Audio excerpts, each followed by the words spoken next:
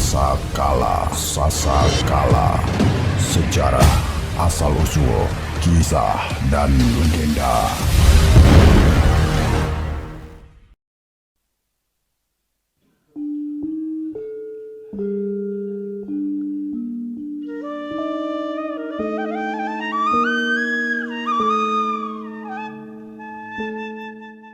Asal-usul Desa Kedokan Bunder, Kabupaten Indramayu.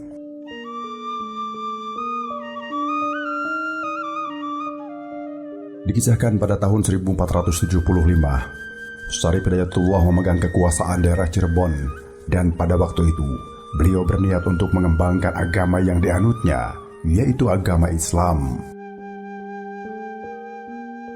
Mula-mula direncanakan pengembangan syiar Islam itu ke daerah Banten, dan kiranya usaha itu diridhoi Allah Subhanahu wa Ta'ala, sehingga tidak menemui kesulitan apapun.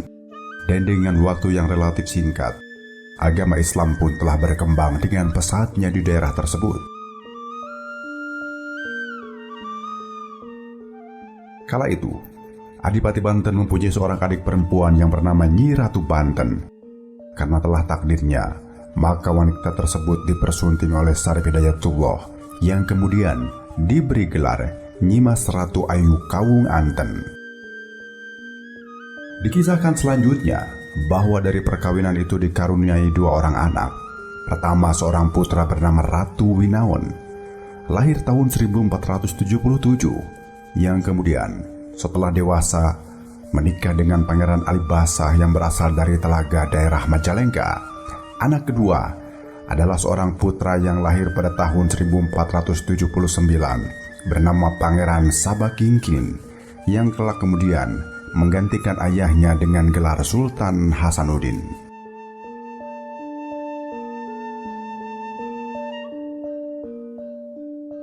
Demi mengembangkan agama Islam, Nyimas Ratu Kawung Anten diperintah oleh suaminya untuk menebang hutan di daerah Lebak Sungsang.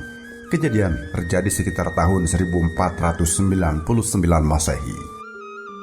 Keberangkatan Nyimas Ratu Kawung Anten dan Putri Winaon dikawal oleh seorang punggawa bernama Pangeran Pagertoya menuju daerah Lebak Sungsang yang sama sekali belum diketahui letak dan tempatnya.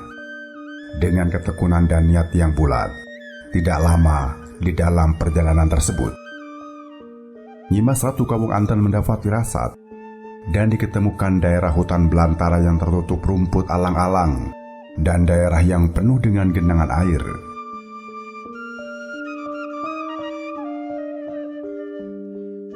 Dalam kebingungannya, Nyimas Ratu Kawung Anten menuju tempat yang agak tinggi dan kering, dan disitulah tempat untuk beristirahat.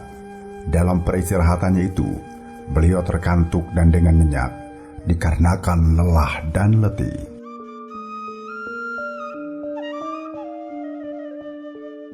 Dalam keadaan terkantuk tersebut, beliau menerima ilham dan terdengar suara tanpa rupa sambil diterimanya.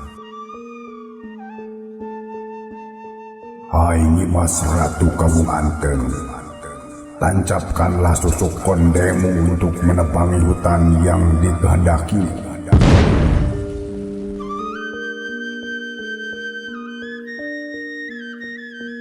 Dengan izin Allah, setelah cucuk konde ditancapkan di atas tanah hutan tersebut, keluarlah nyala api yang membakar hutan itu dalam waktu singkat, sehingga sampai ke daerah lain di sekitarnya. Seperti dikisahkan, hutan Tugu terbakar seluas kurang lebih 27 hektar, yang akhirnya sekarang menjadi sebuah area pesawahan. Hutan Eretan pun ikut terbakar, luasnya 3,5 hektar. Lantas ada hutan Bulak. Menurut cerita orang tua bahwa penghuni hutan ini tidak pernah lebih dari 40 ekor kera. Ke sebelah selatan, nyala api itu ternyata sampai ke daerah Jambe yang luasnya kurang lebih 7,5 hektar. Setelah Nyimas Ratu Kawung Anten selesai menjalankan tugas, disuruhnya pesuruh Nyimas Ratu Kawung Anten untuk melaporkan pekerjaan yang sudah selesai kepada sang suaminya dan segera minta disaksikan oleh Sunan Bonang. Untuk mengenang jasa Nyimas Ratu Kawung Anten, maka Sunan Bonang pun memberikan julukan sebagai kehormatannya, yaitu Ratu Geni, yang berarti Ratu Api. Dan dengan resmi, daerah tersebut dikukuhkan sebagai daerah lahan sawah menjadi miliknya. Kejadian ini terjadi pada sekitaran tahun 1504 Masehi. Nyimas Ratu Kawung Anten telah diusulkan oleh Sunan Bonang untuk tetap bertempat tinggal di daerah tersebut, sehingga dibuatkannya gubuk kecil beratapkan rumput ilalang sehingga dijadikan untuk tempat pengembangan agama Islam. Dalam suasana yang menggembirakan itu, disaksikan pula oleh Ki Kuwu Sangkan, Pangeran Pagertoya dan Sunan Bonang.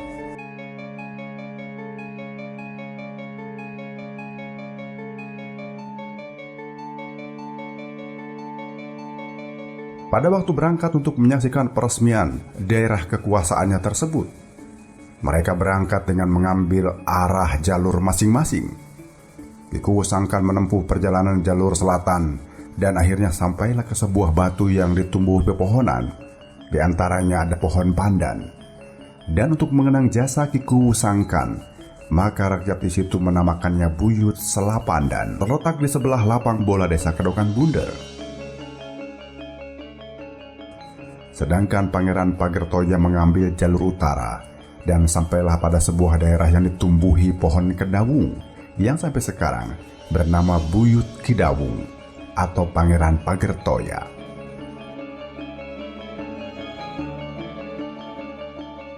Setelah mengadakan perbincangan sejenak, mereka pun mengadakan pengukuhan tanah dan mengelilingi daerah kekuasaan Nyimas Ratu Kawung Anten. Dan sepanjang daerah tersebut dipasangkan patok sebagai batasnya. Mengelilingi daerah batas tersebut menurut kebiasaan daerah setempat disebut Ider Bumi, dan istilah adat tersebut sampai sekarang masih berlaku dan dilaksanakan setiap setahun sekali pada waktu rakyat mengadakan sedekah tanah atau ngunjung yang biasanya diadakan pada bulan Sura. Setelah selesai menjalankan eder tanah, Ki Kuwu Sangkan dan Pangeran Pagertoya pun pulang kembali ke Cirebon.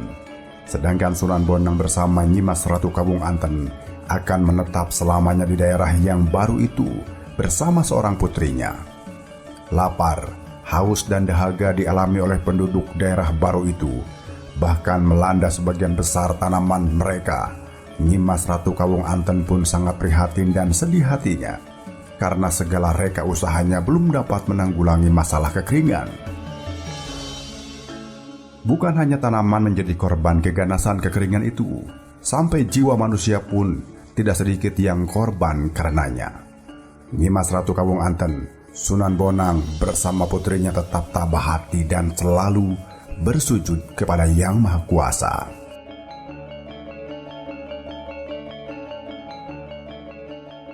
Berkat doa-doanya, dengan karunia dan rahmatnya pada suatu malam Nyimas Ratu Kawung Anten mendapatkan firasat untuk segera menancapkan kembali cucuk konde yang sedang dipakainya di atas bumi tempatnya berpijak.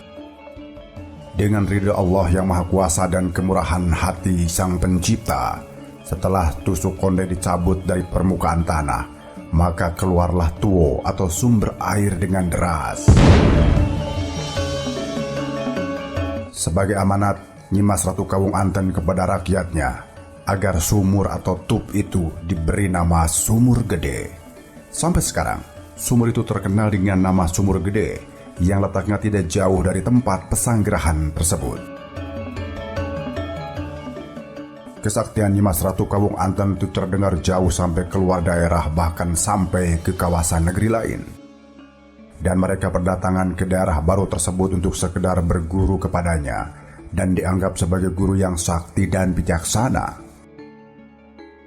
Pada suatu ketika, datanglah seorang putra Raja Cempa ke Pulau Jawa dan ingin mengetahui kesaktian Nyimas Ratu Kawung Anten, dan diadakanlah perang tanding dengannya.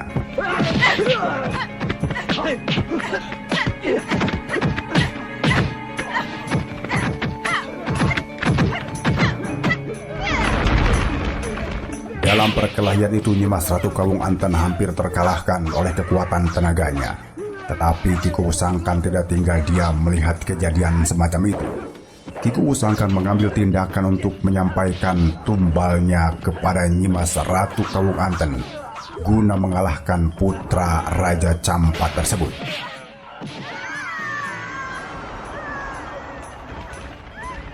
Setelah tumbal itu diterima, dalam sekejap mata putra Raja Campa pun dapat dikalahkan, sehingga jatuh terduduk di atas tanah, dan sampailah ajalnya di tempat tersebut.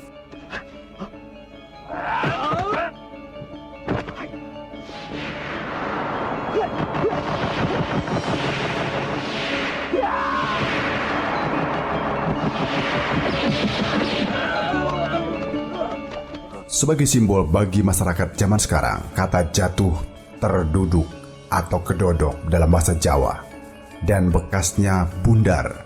Sampai sekarang, desa tersebut dinamakan Kedokan Bunder.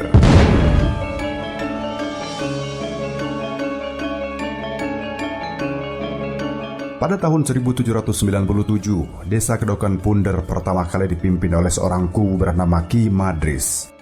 Wilayahnya meliputi Dusun Kidul, Dusun Tengah, Dusun Lor, Dusun Cemeti, Dusun Gopala, Dusun Truwali, Dusun Pipisan, Dusun Ruwolong, dan Dusun Sigandu.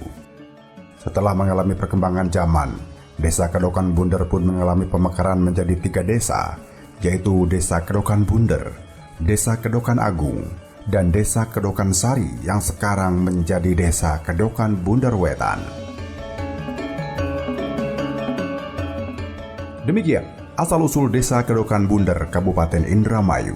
Wallahu alam.